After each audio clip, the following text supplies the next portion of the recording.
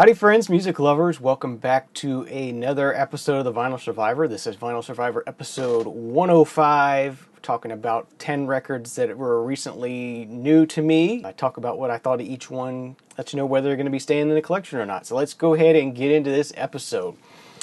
First album we have to talk about today is the second album from the progressive rock band King Crimson, 1970 here, May 1970. This is In the Wake of Posideon. King Crimson are a well-loved prog rock group for the VC here, and this is just another awesome album. The follow-up to In the Court of the Crimson King, that classic King Crimson album. If you love that album, you're going to love this one too. It's along the same lines. It's very proggy, it's very jazzy, it's very just experimental and interesting musically. Just really awesome stuff. This was Greg Lake's last appearance in King Crimson. He had actually left the band before they recorded this album, but he wanted the PA equipment from King Crimson to take with him, and so he traded vocals on this album for the PA equipment. So he is on here. Just beautiful, colorful artwork on this, and yeah, I just fell in love with the album cover on this one and wanted to hear it, and wasn't disappointed at all. Really cool track on here is Devil's Triangle. It's sort of their take on Host the Planets. Really cool. So if you're familiar with that piece of work, then you'll recognize influence and recognize bits and pieces here and there, and just it's a really cool progressive rock take on that. And there's a good bit of Mellotron on here as well. I was talking about Lizard that I picked up last month. This one has a good bit of Mellotron on it as well. Just really cool stuff here. And that's on the Atlantic Red and Green label as is usual. Really nice copy of this album. I believe I picked this up at the Jacksonville Retro-Rama, which we just recently went to a couple weeks ago here. I didn't pick this up a couple weeks ago. I picked this up a couple years ago, actually. But, it's a cool little retro pop culture show, and there are people selling records, and I picked this up there for $10. Not a cheap record, but for something in this quality, this thing is beautiful, and it's definitely an early pressing, and good stuff. So King Crimson, In the Wake of Poseidon. If all you've heard so far is In the Court of the Crimson King, go ahead and grab this one if you can. It's awesome along the same lines. All right, next thing I have to talk about for today is the first solo album from Donald Fagen. This is the Nightfly. Donald Fagen, of course, of Steely Dan. This is from October of 1982 is when this was released. And it definitely does sound like Steely Dan. The biggest well-known track on here is IGY, and for the longest time I thought that was a Steely Dan song. I didn't realize it was just Donald Fagen. This definitely has sort of an 80s sound to it. It's very clean sort of production. It's not as good as Steely Dan, in my opinion. I really like that more 70s Steely Dan sound, to prefer it over this. This is not... I had really high hopes for this. This is a well-loved album. It's okay, but it didn't quite live up to the hype for me, really. It's a good album, but it's not. It's hyped up a lot, and I don't think it lives up to the hype.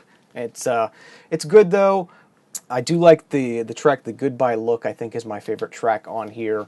So if you want to check that out, that has more of a 70s Steely Dan song sound to me than I think. Just a printed inner sleeve here with lyrics on it. And it's on the Warner Brothers white label there. 1A and the dead wax on both sides, so I don't know if this is a first pressing or just a first reissue pressing or something, first new plate of some kind. But yeah, Donald Fagen's The Nightfly. If you haven't heard it for some reason, I say give it a try. This is something. Don't pay more than like $3 for this. This is I've seen these in dollar bins and thrift stores before, and it's not something to pay a lot of money for, but it's something to give a try because it's usually pretty cheap. Okay, the next album we have to talk about is the fourth studio album from Procol Harum. This is Whoosh from 1970, June 1970. This is the album that Robin Trower joined Procol Harum. It definitely, if you like Robin Trower, if you like that really hard, bluesy guitar sound, it's really good. This is a really great album. I was surprised by how much I liked this album. Wasn't expecting much, and it's really progressive. It's really blues rocky, just great 70s rock and roll sort of sound here. Nice little gatefold there with some lyrics and photos, and the cover is a takeoff on well, they call it Snakes and Ladders in the UK, and we call it Chutes and Ladders here. It's on the A&M Brown label. But yeah, just some really good, slightly progressive 70s blues rock kind of sound, and just great stuff. If you like 70s rock, then check this one out. It's I think I paid $4 for this at the Micanopy Antique Mall, and it was a good pickup. I'm glad I got it. It's a really enjoyable album. All right, next thing I have for you today is the third album from the Canadian folk singer Gordon Lightfoot. This is Did She Mention My Name, January 1968. This album features some string backing, but it's not annoying in a way. It's very light. It's very sort of down in the mix. So it's still a good folky kind of album. A really good album from Gordon Lightfoot. I do definitely enjoyed this. A lot of varied topics here. There's some political stuff on here, some traditional sort of folky, just love, some ballady type of stuff on here. Just really cool. There's a track on here. One of the well-known tracks is Black Day in July, about the Detroit riots in 1967, the race riots. Really cool. Did She Mention My Name, of course. His title track is a big hit. Pussy Willow's Cattails is a well-known track. And just some good tracks through and through. Probably a standout for me is Boss Man. It's kind of a track about a miner talking, writing a song about his boss man, just complaining about the working conditions in the mine and stuff. And it's a really cool, the type of folk music I like that's very political and very blue collar kind of sound, and this definitely does a good job of that. It does happen to be a Canadian pressing on United Artists, which is really cool. It's always cool to have Canadian pressings of a Canadian artist. So you got sort of a black and silver United Artists label. I don't think we had that one in the States. I think this is a Canadian only kind of thing. So yeah, Gordon Lightfoot, Did She Mention My Name? Great late 60s folk album from Gordon Lightfoot. And if you like Gordon Lightfoot, this is definitely one to have. All right, next thing I have to talk about is the second album from Bill Withers. This is Still Bill from May 1972. What can I say about Bill Withers? Just awesome soul music with a conscience. Really sort of excellent. And just, this is an awesome album. This one features Lean on Me, Use Me, Who Is He and What Is He to You? Just a killer album here. I love this one through and through. And this one has a cool sort of gatefold here. Just opens up like that. It's awesome. And that's on the Sussex label. So yeah, Bill Withers, Still Bill, classic soul album. This is one you got to get if you see it. Just excellent music here. Okay, next thing I have to talk about, a little bit out of season here, but this is the seventh album from the Beach Boys. This is the Beach Boys Christmas album, 1967 on this, or 1964, I'm sorry. Just features a traditional lineup of traditional songs as well as some original Beach Boys Christmas songs.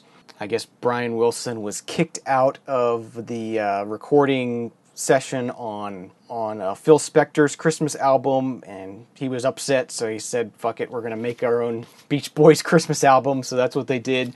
Yeah, you got like Little Saint Nick, Frosty the Snowman, Santa Claus is Coming to Town, White Christmas, very traditional songs mixed with some original Beach Boys songs. And just a fun classic Christmas album. This is one where you know a lot of these songs already because they were pretty popular. And it's just a fun one to play around the holidays. Particular copy I have here is on the Yellow Capitol label, which I haven't seen the Yellow Capitol label very much. That one was short-lived, or I don't know, it was just a special label they used. Good album and a fun pickup, and shouldn't be too expensive if you see it, so it's an easy one to grab, and a fun one to put on if you like Christmas music. Alright, next up we have a sort of live album. This is Steppenwolf-Live, released in April 1970. They were touring for the album Monster around this time. So it features a lot of the songs from Monster, as well as other, well-known tracks. Born to Be Wild, of course, is on here, and stuff like that. It also features a few studio tracks on here. The record label wanted to make this a double album, so they sort of dubbed in some studio tracks. Hey Lawdy Mama, Twisted, and Karina Karina are the studio tracks that were sort of dubbed in and made to sound live. Cool gatefold with some nice live photos there of the band. And as I said, this is a double album on the Dunhill ABC label. There we go, Dunhill ABC. Yeah, so pretty good. If you see this one for cheap, pick it up. It's not an excellent live album. It's not an amazing live album, but it's just a good live album. If you like Steppenwolf, then you'll probably like this a good bit. So it's a good one to pick up if you see it for a good price. Alright, next thing we have is the fourth album from Electric Light Orchestra. This is Eldorado from September 1974. ELO's first concept album, I guess you could say. It's about a guy who sort of journeys into a fantasy world to escape reality kind of thing. It's a very loose concept album, I guess you could say, but it's good. It features the hit single Can't Get It Out of My Head, well-known song. And it's just an album that flows really well. As it being sort of a concept album, it has sort of that theme that goes through it, and it sort of goes together really well. Inner sleeve with the photo of the band and some lyrics on it. And it's on just the United Artists label. Does not say Jet Records on it yet, so this is probably before Jet Records, I guess. So that is ELO's Eldorado. Pick it up if you see it cheap. Another one, don't spend a lot of money on it, but it's a good album. Alright, next up we have another one of these reissues from Can. This is the album before the last one I showed. This is Out of Reach. This is technically their last album before the band broke up. This is from July 1978. Once again, has a very krautrocky kind of sound. It's progressive rock mixed with some electronic synthy kind of stuff. Just very interesting musically, goes all over the place. Hits on some sort of disco-y notes at some points, which are not so good. But an okay album. This album is well known for featuring the track Like Ain't No Be God, which is noted as the worst Can song ever. I have to agree, it's pretty bad. I haven't heard every Can song, but it features some really bad singing. The singing in general on these later Can albums is just not good. I wish they wouldn't have sung anything. It would have been a lot better. But there are some good moments, especially near the middle of this album. Gets pretty good. It sort of starts out kind of wonky and gets good in the middle and then ends kind of wonky. It's fun to pick this up. $12 for a sealed new reissue. But not something to run out and get. Just something I thought I would enjoy listening to. But it's going to be staying in the collection anyway. I didn't hate it. And last but not least, another ELO album. This is On the Third Day, the third album from November 1973, the previous album before Eldorado. Once again, just a very 70s ELO sort of... I know people have done this before, but it's, if the Beatles had continued to make music, they would sound like ELO kind of thing. And there's somewhat of truth in that, I think. This one is a lot more proggy. I would say a lot more rock and roll than Eldorado was. Lots of keyboard on here. I like how the keyboard and the guitar blend really well on this album. They're going back and forth, and it really works well. I really enjoyed this album quite a bit. So yeah, really good progressive album from ELO. I really like this one quite a bit. I probably like this better than Eldorado. Very, very progressive, very symphonic sort of sound. Lots of good guitar pieces on here that blend really well with the keyboards, and sounds really good. Just get an insert with some lyrics on it, and that one's on United Artists Tan label as well. So yeah, another good ELO pickup. This one's staying in the collection as well. Not much more to say about it. I really enjoyed it. I enjoy ELO as a band. I have a lot of their stuff and get into it quite a bit. So it's, they're not expensive and a fun band to collect. So that's going to do it for this episode number 105 of the Vinyl Survivor. Everything survived today. Pretty awesome. A nice little group of stuff here. Hope you enjoyed it. Thank you for watching. If you aren't already subscribed, please subscribe. I try to get a vinyl video up once a week or so at least. Thanks for watching. Thanks for tuning in. And leave me some comments if you have any. And we'll see you again next time. Cheers.